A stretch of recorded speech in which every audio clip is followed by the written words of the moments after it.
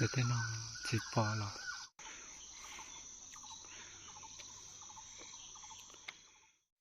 nhà rồng nó trồng phong trồng gì nè nó là chỉ tôi là cho nó tôi là cho tôi bỏ cho chỉ ta lưng này ạ chỉ tôi bên trên nó nè mỗi giờ dạng đó này sẽ để tôi sáng đâu kì ô chỉ mà gì chẳng có tạo ra đâu wow dùng cô cưng cô liền à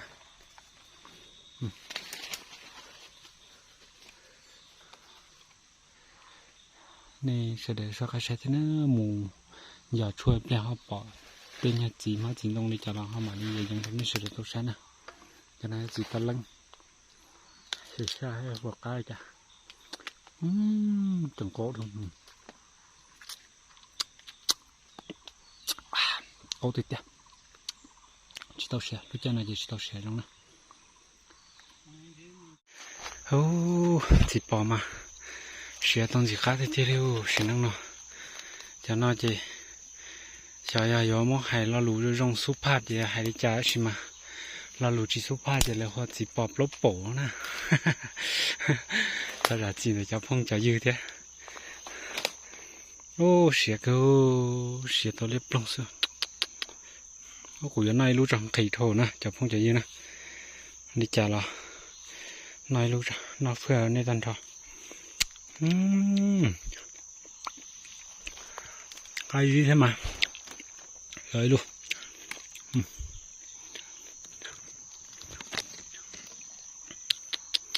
wow một đây kia sẽ tạt chân giờ muốn gì khác ta muốn nó lên đi chả lo này chả phong thấy cho này cho gì cục cùng đó cụ theo từ gì tao kể lót chua sổ hay giống nó ít luôn nè mù nó chỉ bỏ đó chỉ là mà lấy mỗi giờ dần đó nó sẽ tao sao kia liệp lông su mù nữa bên mù cái tông gì thế sẽ cũng mua chỉ đã chỉ mà là ho giờ dần thay đó nó sẽ tao sai ô tôi sao số nó gì cô giờ thì nó xong nó qua rồi xíu khó xe cân ngon nè chả nông mà cô tôi khó xe gì sao chỉ bỏ nó mình dư ta rồi đi chứ chỉ bỏ chứ xe lấy bút vào xuống này cho chị nào cái gì thế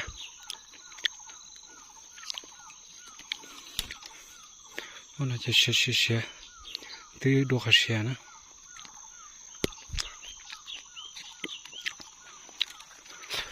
cái gì ta ra lên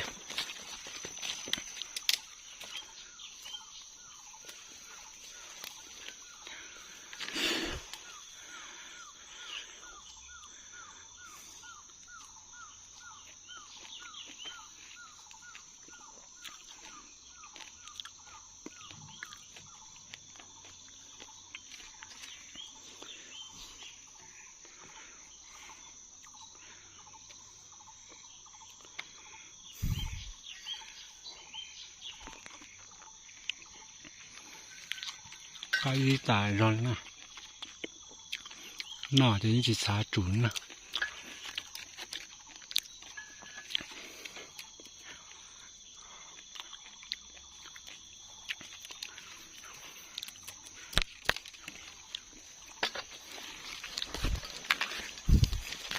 chính như ta ra liếu tên là mà liếu vào sao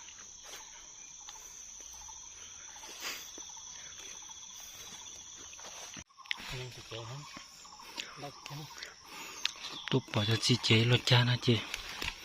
đầu cơn gọi lên nó tê luôn mà sẽ lấy về vào sao sẽ tao khác cơ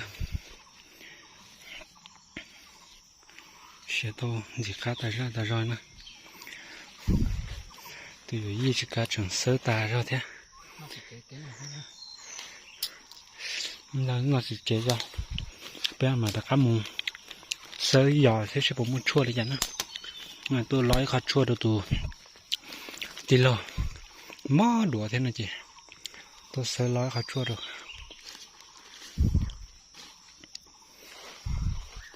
nó đâu ta rau lên thế bị nó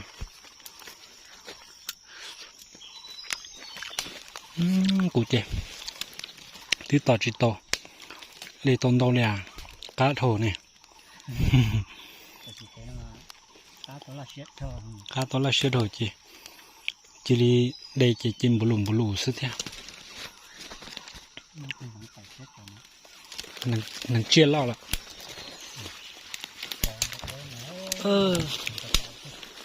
cậu một té nhà nó sới cưng cổ đi thế này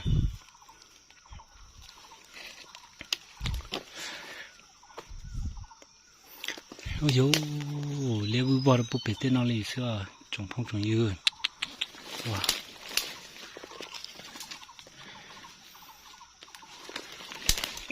đầu tịt tia đi à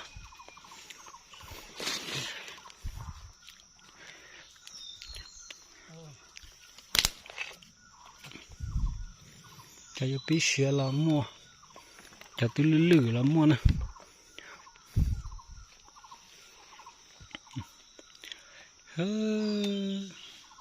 chỉ cá thì tiêu trồng phong trồng yêu chuyện chỉ cá nhưng cá thì tiền này nè chẳng nè gì này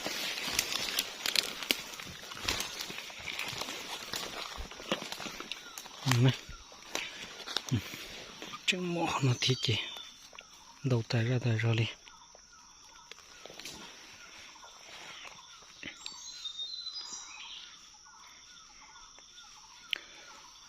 tên nhà hàng rong nó chỉ là nông qua rồi xứ bên đó bên mùng giọt chuồn gì thì sẽ bỏ mua chuồn thì chả thế bỏ xí đó chỉ nào mà đi cho này sẽ được cũng đó cụ thể cụ thể như sai một gì nè nếu tôi sẽ khả chỉ mấy tô đậu rồi tôi nông đã lâu qua rồi nó nữa thì cứ mua dần là giờ mua cây đó nên sẽ được đâm lòng ok nè chặt phong chặt dưa là giờ này chặt xí này xóa lần số tụ cái này hàng rong nó chỉ nhưng rồi xe có sự gì xíu tôi nó đã lâu qua bó rồi nó to này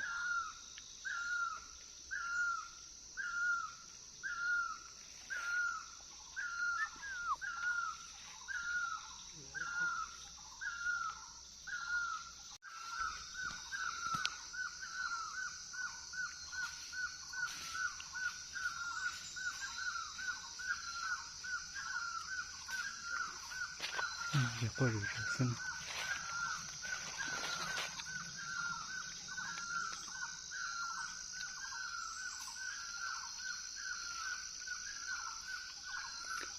để tên nó chỉ bỏ là sẽ thay ra liu thì nó mới cho bỏ lên sẽ cân cầu theo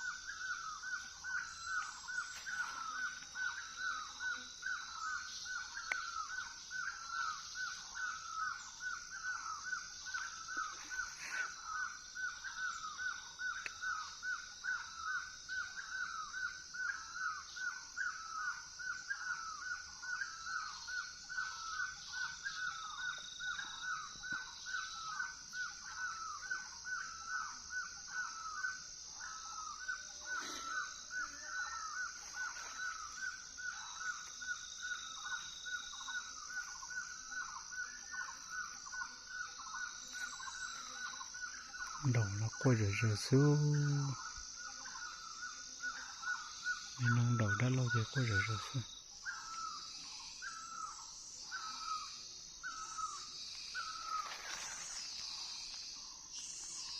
trẻ đó trẻ thì bây giờ mồm gì nữa mồm tôi sẽ mồm gì đó chỉ mồm đó chỉ lò hoa mà đi hiện trong đây sẽ để tàu sai làจะđể tàu một kia nữa ô trong này mà nắn nó thì tiền ở trong này cho chị nói chị nắn nó thì tiền chỉ chẳng có đi hả vậy à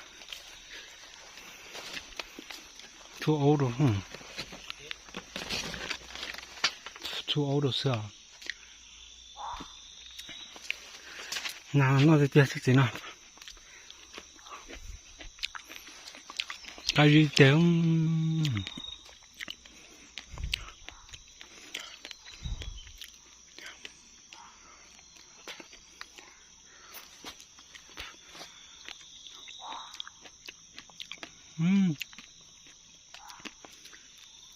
cái gì trong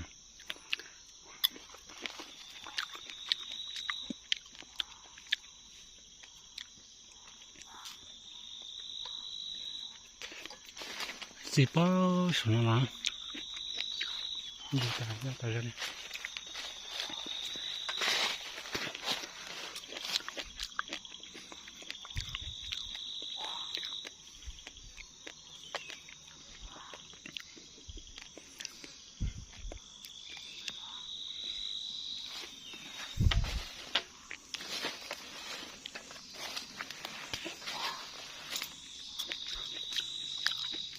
cho nó mà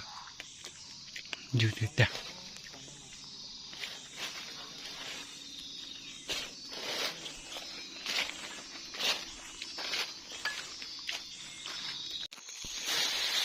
แต่ฉันอาจจะกูอยากจะหลอดจ้า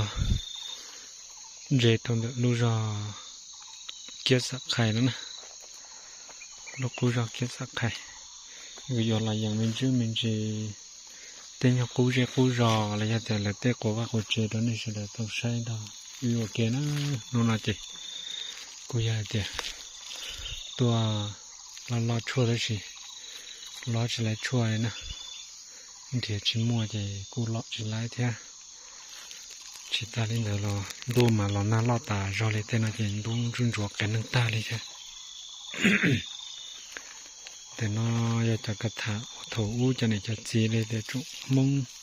nhớ đồ nó cô ra kia sạc hay nó lấy xí cho lại cô tàu mù nhớ đồ có u khó nó ta lại cho lại cô mất trò chơi chơi mua đầu lúc cái này mua ngủ đi plau chỉ luôn của này nó mua áo pe luôn ta trên được cái sợi nó cũng có chế đấy ạ có thể tia nó cũng có chế đấy chỉ ta nên là số nó cũng có chế thế này nó nói gì nếu mà cũng xí ra ta ra đi mua bao nhiêu là tầng cá chế họ nó đâu có to này đấy cái tên nào là bỏ lên tan đó nữa số tên nào cũng tôi xin à nên là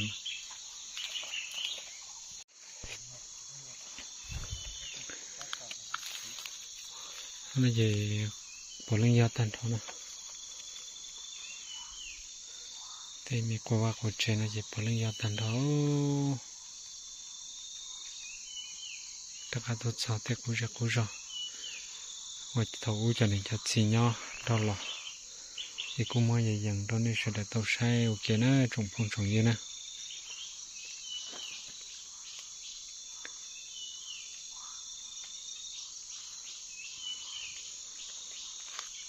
cái mùng trồng gì tầm này ạ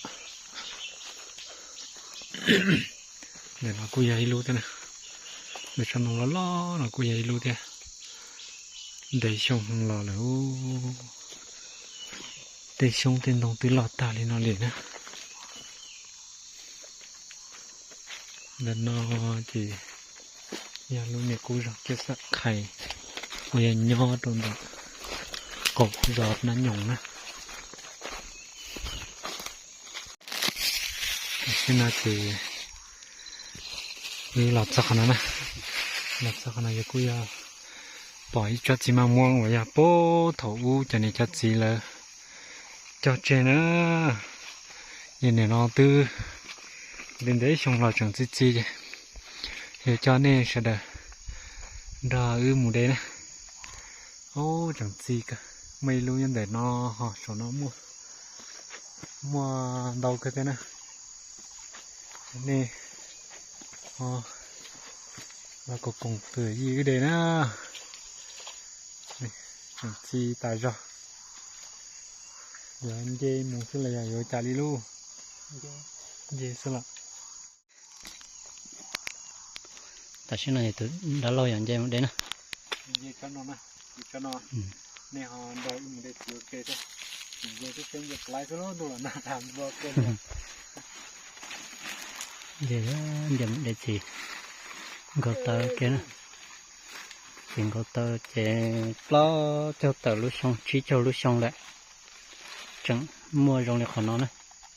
chẳng gì ít là để lái lò nó chè mà cho nên sợ đời sai xe họ lái bộ trà nè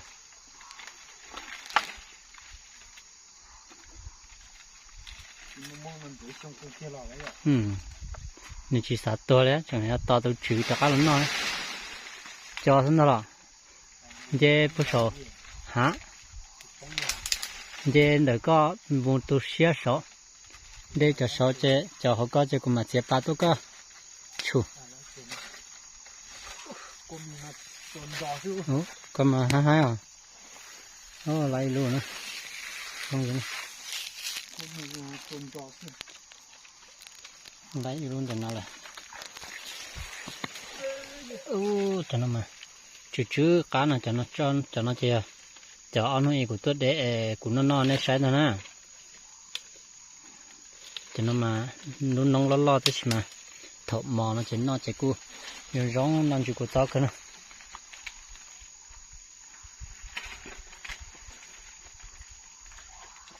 giờ sẽ phải lại nè mà giờ là po số nó này cô chọn gì cô lọt ta là chứ cô nó xía chỉ hẳn á nên lọ cho nên mà các lá đuốc lọ mà các lá đuốc nó cho nên xía chỉ hẳn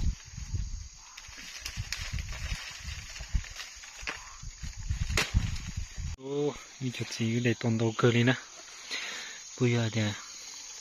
đó xong nó lò thì chút gì chẳng gì thế đó sự gì lấy chút gì số sống mẹ mẹ là thế mà nó bây giờ những chỉ lo để nó làm lo cho xong thế chỉ tỏ nó rồi lo cho xong nó chắc chắn là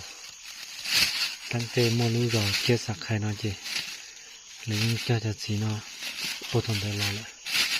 thì cô giờ đồ xong cơn của nó liền nè có tập tài để ta cũng nói khó gì có tình của bố và các con gì đây còn sau nó mò rất quá trời ha của một tuổi cho của tao chỉ cũng nó tam mà một ba một lần tiền nó thì rồi nó để chỉ bọc khởi thì nó đón tàu thì hơi yêu nó lá ăn thật ta cá cơn thế chứ mà cá cố cho nên đó thì tua tập tục cái thông tả nó nữa để nó đặt gì nó thế thì nó trốn đủ thì cái hay tập cái một chế thì sẽ bố một chỉ cầu đó chị bố một chỉ phát là thế này ra thì không một chỉ phát là không mà cho nên một cục cũng để chỉ phát là ra thì họ chỉ mua lấy nào lọ cô cho nên là tua nó tả nên nó là gì như hay dùng một chế là nè cái một cái càng là không mình xin gì được. Nào này dạng thế này rồi.